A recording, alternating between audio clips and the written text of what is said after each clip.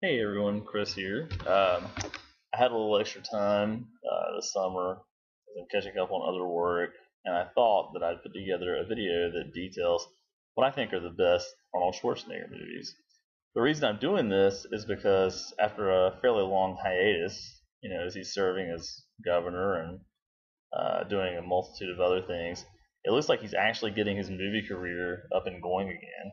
In fact, if you take a second and go over to the Internet Movie Database, you'll see that he's got a lot of projects in the works, including a couple that are actually already in post production, and that's not including the Expendables too. So it looks like he's about to get going at it again. And I know a lot of people say, "Oh, he's too old. He doesn't need to do action movies, that sort of thing." But to be honest, I'm pretty excited about it. I really like a lot of his earlier work, as a lot of other people do as well.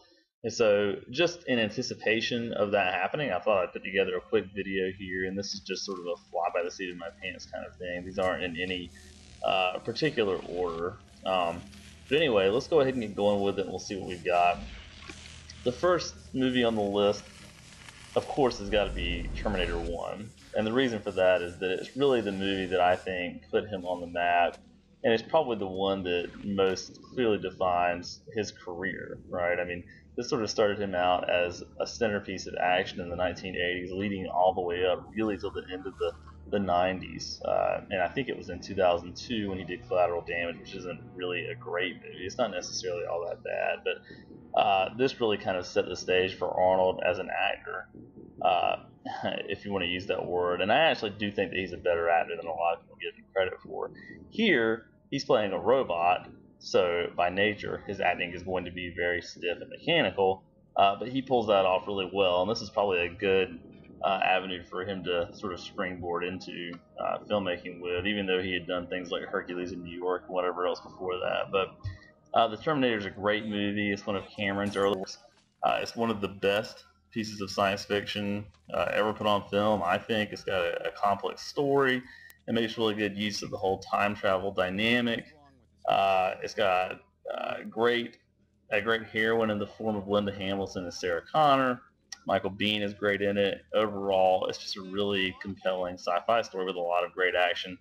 And at the time, great special effects. I mean, you look at it now, especially the end when Arnold is stripped down and he's nothing but an exoskeleton, and things are a little rough, looking. But still, for the time, it was great, and I think it's really held up well over the years. The next movie that we've got on the list is Total Recall. This, I think, is one of the more complex features that he's actually ever been in. And it's one of those movies that you never really know what was really going on. By the time you get to the end of it, you don't know that the entire thing was just some sort of elaborate brain implant that was triggered, and we're seeing it as if it were reality or if it actually happened. I tend to take the stance of it was actually just implanted memories. And the reason I say that is because early in the movie, when he goes to visit Recall and talks about this whole idea of wanting to be a secret agent to live out that fantasy, just before he falls asleep, you see on the screen a picture of the woman who he meets when he actually gets to Mars. So to me, that one thing makes it a little less ambiguous, but you could really interpret it a number of different ways. And to kind of suggest that this really has become a popular movie, and like the Terminator has stood the test of time, they're actually remaking it and it's about to be released with Colin Farrell. I have no idea how good that's going to be compared to this one, but this is actually a really nicely directed movie by Paul Verhoeven, or Paul Verhoeven, however you pronounce it. And if I remember correctly, it's based on a Philip K. Dick story. But again, here's Arnold doing sci-fi right, and so that's a great one if you haven't seen it. The next movie is definitely a change of pace for Arnold. I think as he got older and further along in his career, maybe he just didn't feel like he had the physicality anymore to do a whole lot of action, and so he started getting into comedies. And I think the only comedy, well, I take that back, there are two. The one of the only two comedies that really did well and did him justice in my mind was Kindergarten Cop, and that's what we're seeing here. It's got some genuinely funny scenes, the juxtaposition of him, this sort of muscle-bound, hard-boiled cop teaching a bunch of kindergartners and subsequently screaming at them and sort of breaking down when he realizes he can't control them like he can the criminal underworld of LA before he ends up in this position, is humorous, and it really is a funny movie. But the other comedy is probably Twins. Beyond that, there's not much in the realm of comedy that I think that he's done that stood out, but Kindergarten Cop is great, and it really does have some funny moments in it. So if you haven't seen that, it's worth at least checking out on a Saturday afternoon if you see it on TV or something. The next movie that we've got here would be Predator. This is another classic Arnie flick, and again, it's another piece of science fiction. Again, that really kind of also defines his career. I think his best movies are probably all sci-fi, with a couple of exceptions, which I'll point out here, maybe just one or two. But Predator is great because it starts out as something and ends up as something totally different. I mean, if you see it for the first time and don't really know anything about it, you think that ultimately it's going to be some sort of a, military hit squad in the jungle sort of thing, but it ends up being so much more than that. It ends up being about an alien hunter who is dropped off on Earth and is somehow assigned to kill whoever he comes in contact with, whoever's armed, as sort of a rite of passage. And so it becomes really kind of a cat and mouse sort of game as things go on, and Arnold's elite special forces team is picked off one at a time, and there are some great characters in it. Some great actors. Carl Weathers is in it, among other people. Jesse Ventura. So this is a lot of the muscle-down crowd doing what they do best, and it's got a great score too. I think it's Alan Silvestri. So if you've never seen Predator, which is unlikely, I would definitely suggest checking it out. And I think even the sequel, Predator 2, which doesn't have Arnold, it's got Danny Glover, is great as well. So the next movie we've got here is Commando. This is probably one of the most ridiculous movies that he's ever done, next to The Last Action Hero. But I really like Commando a lot. It's hilarious from start to finish. It's actually pretty brutal, and it's got one of the most prolonged fight scenes in any movie that I can remember, and that would be the assault on this island that Arnold's character, John Matrix, sort of stars when he goes to rescue his daughter. He basically takes on an entire island of foreign mercenaries all by his lonesome, and it is just a massacre. It really is. I mean, it's hilarious and it's over the top, but it's a good action sequence. And so you laugh a lot at this movie, but it really is a solid action movie from start to finish. And this is one of the ones where his personality, I think, starts to sort of shine through in the acting a little bit more. So definitely check out Commando if you haven't seen it. Next, we've got The Running Man. Not necessarily a great piece of science fiction, but I like it nevertheless. And I think a lot of that has to do with sort of the science fiction, reality TV commentary that's embedded in this.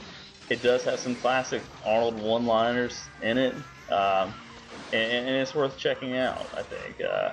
It's cheesy at times, but his charisma, I think, really makes it stand out. A lot of people pick on him for being a horrible actor or just being able to spout out one-liners or punch people, crush people's heads, whatever. But this is a good example where I think, as a leading man, he really carries the movie, and it's a good piece of science fiction, like a lot of other things that we've seen him do. The next movie that we have on the docket is True Lies. A great movie in its own right as well. Another collaboration with James Cameron. It's more of a comedy, but it does have some dramatic elements that deal with marriage, the stresses of family life, wanting to feel like you have some sort of purpose in life, wanting to feel like you're actually doing something worthwhile, having a little adventure, that sort of thing. But overall, it's an action comedy, and it works really well as that. And for my money, this is probably the most well-acted Arnold Schwarzenegger feature that's out there. So another great movie, another great collaboration between Arnie and James Cameron. If you haven't seen it, be sure to check that out as well. And really, this movie probably represents the peak of his career as an action star. I mean, who knows what's coming down the pike in the next couple of years here, but this really, I think, was the last movie that he did that was really, truly a great action movie. So, and of course, the last movie I've got on the list is the one that I think is the best movie he's ever been in, and one of the best pieces of science fiction ever made, and that's Terminator 2. There's not really a whole lot to say about this. It does everything that a good sequel should do. It's got a more complex storyline than the first one, but not complex so much that you don't understand it, but it adds a lot of philosophical meaning to the whole idea of what it means to be human, that it's in our nature to destroy ourselves, to quote the movie directly. It's got more action. It's got a lot more complex characters. A lot more things are at stake. There's a lot more time to sort of ponder what's happening, and overall, it's just a great movie. Not only as a piece of science fiction, but also as an action movie. It's got some great choreography, some great stunts. And so if you've never seen Terminator 2, then you're really doing yourself a disservice. That's pretty much it for the best of Arnold Schwarzenegger movies.